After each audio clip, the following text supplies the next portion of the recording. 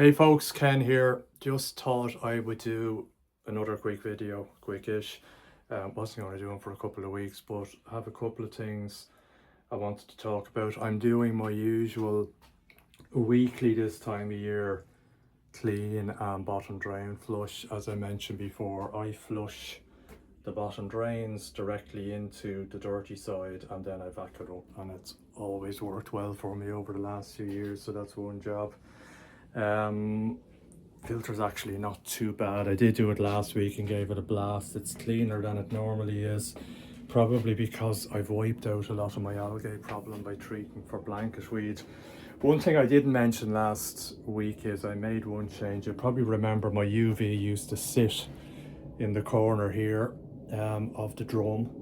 The disadvantage was, well, I've had it in several places. I had it in under the drum itself here before I put in the trickle tower a couple of years ago, and that had an advantage in that it kept the drum itself very clean, so you didn't get that sort of coating on it. However, after about 2 years, I noticed that I was getting a lot of debris in the biochamber and under the drum, and somebody said to me, look at your drum seal, you can just see that here, it's turned blue there. It's a silicone seal. What happens is the UV light just basically made it go very hard, and I had a hole that was letting the dirty water through, so I ended up having to replace that. So I took the UV out of there because it just wasn't worth it. There were not a people in other makes of drums. This is a DVS or similar to the Quinny Coy. I have a friend now who has, can't remember the name of the drum, but he has his UV in there and it works fine and has done for about 6 years. I've had people, and I tried as well, I actually drilled a hole and stuck it in the middle of the drum, which again is a good place to have it, but it was frying the seal, so I had it in the corner, and I think you can see down there whether you can or not. I'm trying to see it.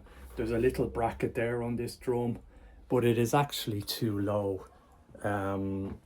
It's designed that you can put on the normal sort of tank fitting that the UV screws into, but it's actually too low, and then you end up with this piece here which is not 100% water. I can see it there my hand is on the little tail for the wire under the water, which is not designed for.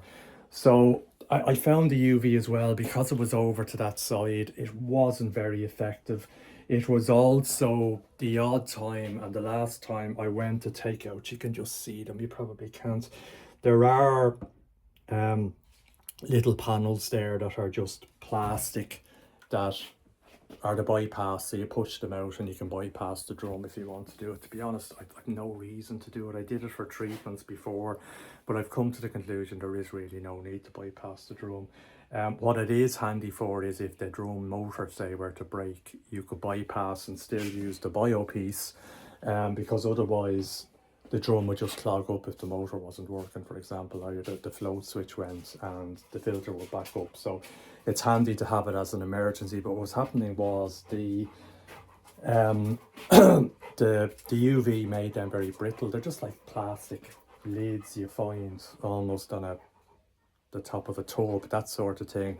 But as soon as I went to push it out, my fingers, my hands went through it, so I had to replace. They were only a few euro. It's just a hassle of having to do it. So what I did was I bought, you can see, one of these. It's a stainless steel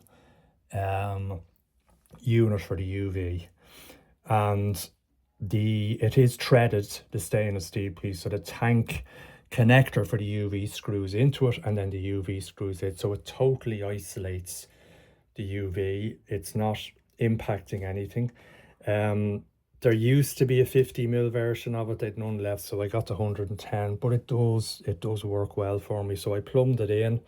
Here you can see it comes out of the middle, in around the back, in the bottom, up and out and into the pump and back to the main pond. So I am happy. I think it's more effective because the water goes into that. It's very close to the UV, and it works well. It cost about €360, which wasn't too bad. It is heavy because I went to DVS directly and I got it because I haven't seen them anywhere else.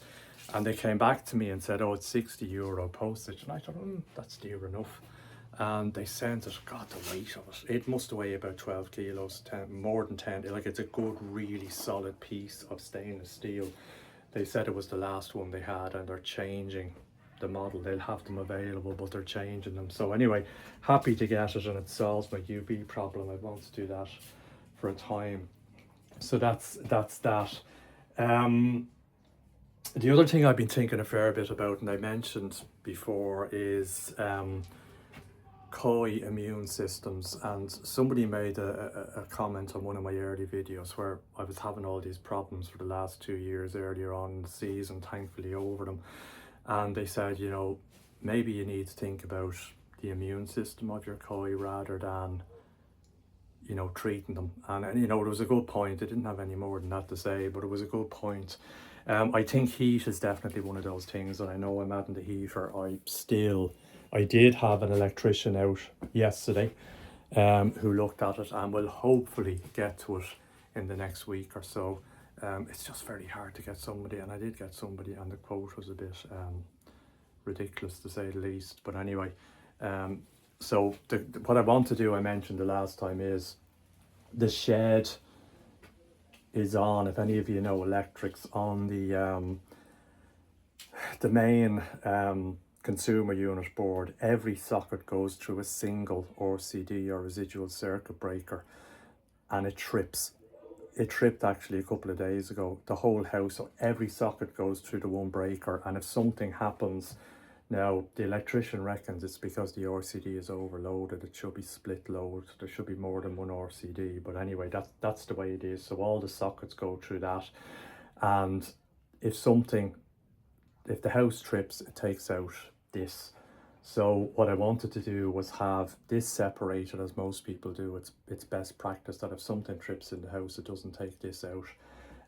So that'll be isolated on the main consumer unit, and the mini consumer unit put in here, and the sockets will be on one circuit breaker and the heater on another, and that's how it should have me sorted. But it's kind of a day's work, and the electrician came out, a good guy, had a look, you know, gave me a quote of around €400 to €500, which seems reasonable, and will come and do the job hopefully in the next week. He said if it's not in the next week, he's on holidays, and it could be the end of September. It's just, I thought the hardest part would be getting the heater in. It turned out that was the easy bit. Getting an electrician to wire it is the hard bit. But anyway, so that's that. So heat is one thing. The other thing I've been doing now, I do feed reasonably well. I feed Coppin's food. You know, I don't feed sake akari, as most of us don't. It's so expensive, especially here in Ireland. But I am starting to supplement. So I mentioned the clay the last time. I'm trying, it's under there, the Kactily clay. Trying that to sort of build up the minerals. I've been adding a bit of cucumber and a bit of orange. For this first time in ever, the koi got an orange in the pond, and they were very dubious for half an hour, and then they demolished it, so they really like it. Another thing I saw on one of the koi partners videos was somebody who's had champion koi, and you know, the pond wasn't that big or didn't look that impressive, but the guy's regime was interesting, and one of the things he does is he adds vitamin C once a month. So he adds 5 grams per 1,000 litres. Now, the good thing about vitamin C powder is it's relatively cheap, which is a rarity in this hobby. So I might give that a try. He did say you need to watch your pH. Now, I think by watching your pH is because it's probably acidic and it can drop it. I have a lot of KH, you know, I live in a hardish water area. I think I've said before, my pH is always high. I might start off with a lower dose and just look at it, but I think I'll try that and see how the fish do, just to build up the immune system a bit more. So that's sort of, I'll just let you know how I do in that. But it's an interesting area, and probably I should have always been supplementing the food with a bit of veggie or a bit of fruit, and I've never done it before, and the koi seem to like it, so I will continue to do that while they're eating. The other thing I wanted to talk about was the Kactoily, which I've had for probably about 8 months at this stage, and I've had a few questions about it. Just to give my review and my recommendation, we just go out to the pond for a second. The fishies they're doing great actually. I'm very happy with them. The water clarity at the moment is excellent, probably due to the clay and the UV. I did have a problem with the UV. I didn't talk about where it was leaking. I was getting a little bit of moisture in the glass, but there was a rubber seal goes over the quartz glass at the bottom where it goes into the bulb holder, and I needed to just, somebody said you need to put a bit of sealant around under that to seal it. That's probably where it's getting in, so I tried that. So the fishies are looking great. The water is gin clear.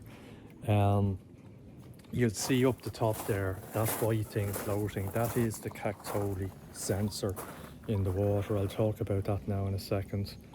The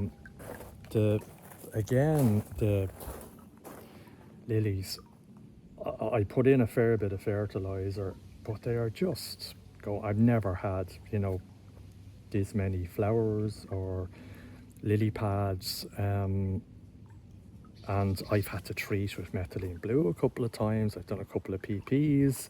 I've done a couple of doses of, particularly here, because I tend to get blanket weed here more than else, but I had to treat the whole thing with blanket weed a few weeks ago. It made no difference. Like, if people say to you, oh, it knocks back your plants, it really doesn't. I do have the advantage as well here with plants. Plants are, it's nice to have them, and they're part of the filtration and all during the summer. The fact that they're not in the pond is that the fish aren't pulling at them. All the dirt, debris settles in the bottom of this that I back out once a week. So you can see the water is quite clear, except for the odd bit of leaf that has come off them. But you can see the bottom there, like, it is absolutely gin clear. I've everything switched off at the moment, but they'll be okay. I find if I turn on the spin drifter, it churns everything up. I want to give it a quick vac out, and it's better just to leave it, although there's not much there. Yeah, happy with it at the moment, just as we sort of turn the corner into the end of the season. But anyway, so let me just talk about the Kactoily again. So I bought the Kactoily. Saw one of the koi YouTubers, and a few of them got them, and they freely admitted they got them for nothing to review.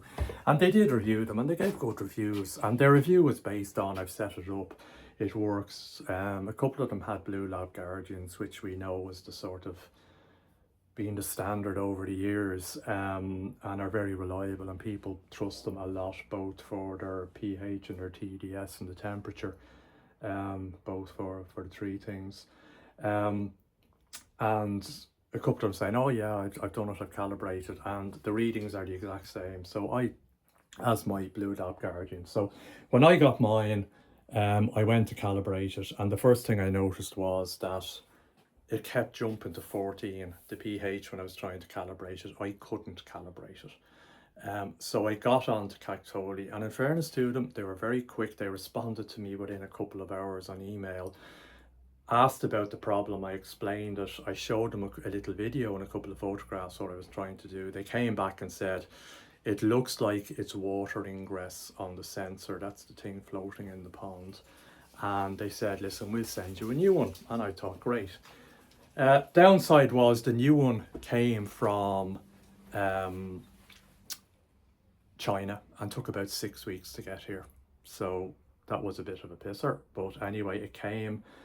I set it up, it seemed okay, and then I noticed when I was looking at the app on a couple of, after a few days, the readings weren't moving, they were staying exactly the same.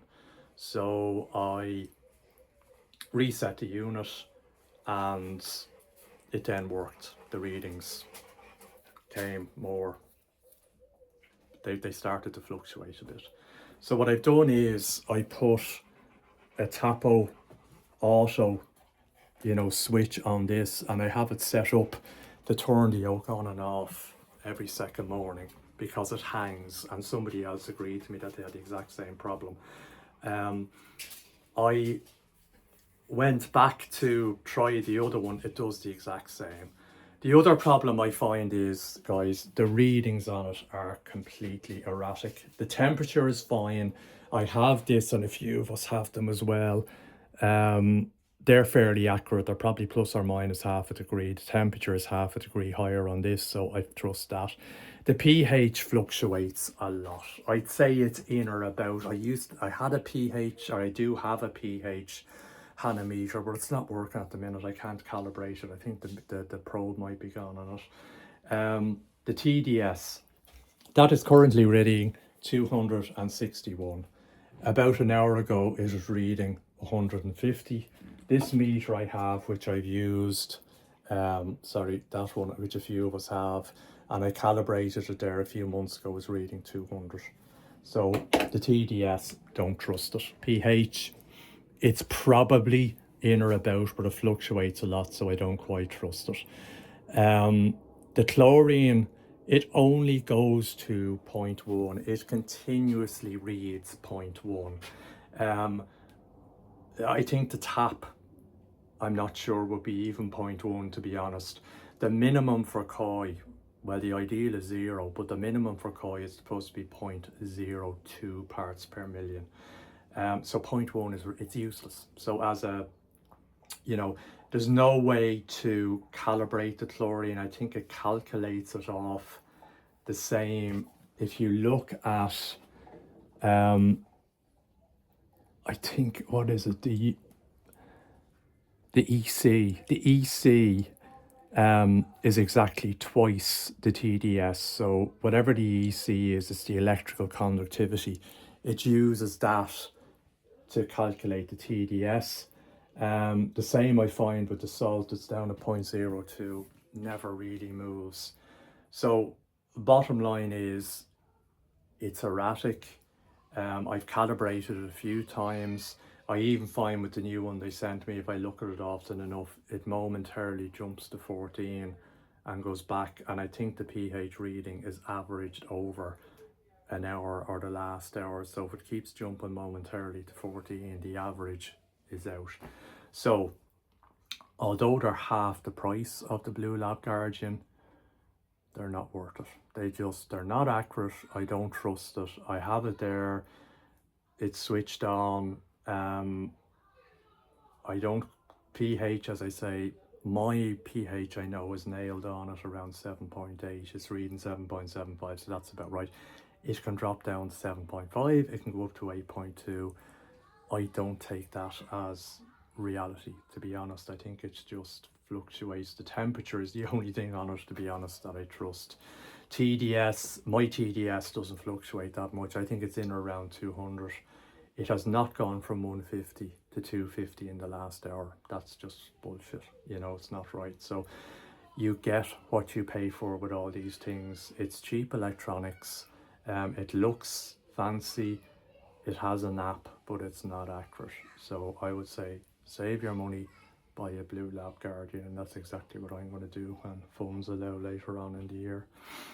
So that's the update. If you have any comments, let me know, particularly on the koi immunity thing.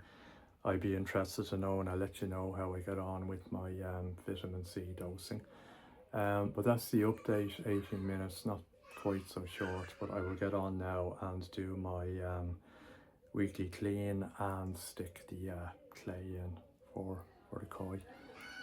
Talk to you later. Cheers. Thanks a lot.